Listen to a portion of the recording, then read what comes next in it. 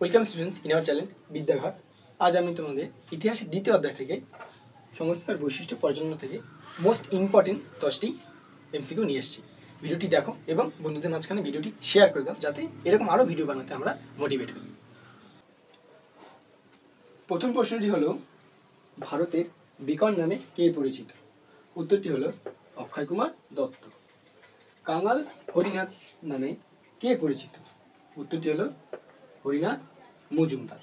তৃতীয় প্রশ্নটি, এই প্রশ্নটা তোমাদের মাধ্যমিকের জন্য অত্যন্ত গুরুত্বপূর্ণ।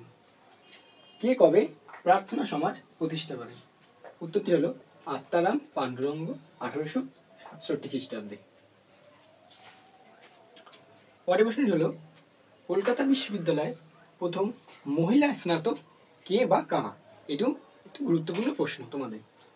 চন্দ্রমুখী বসু ও কাদম্বিনী গাঙ্গুলি। পরের প্রশ্নটি হলো, ইন্ডিয়ান মিরর পত্রিকার সম্পাদক কে ছিলেন? উত্তরটি হলো কেশবচন্দ্র সেন। তারপরে প্রশ্নটি হলো, রামমোহন রায়কে কে রাজা উপাধি দিয়েছিলেন?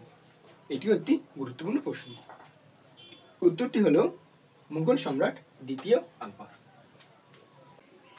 পরের প্রশ্নটি হলো, মেকলে মিনিট কবে পেশ হয়? উত্তরটি হলো 1835 খ্রিস্টাব্দে।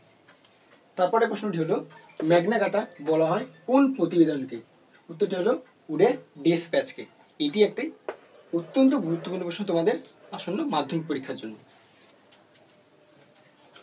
ভারতীয় উপমহাদেশে প্রথম মহিলা কলেজ কোনটি ছিল? উত্তরটি হলো বেথুন কলেজ। পরবর্তী প্রশ্নটি হলো, 3 আইন কবে পাশ হয়? উত্তরটি হলো 1872 খ্রিস্টাব্দে।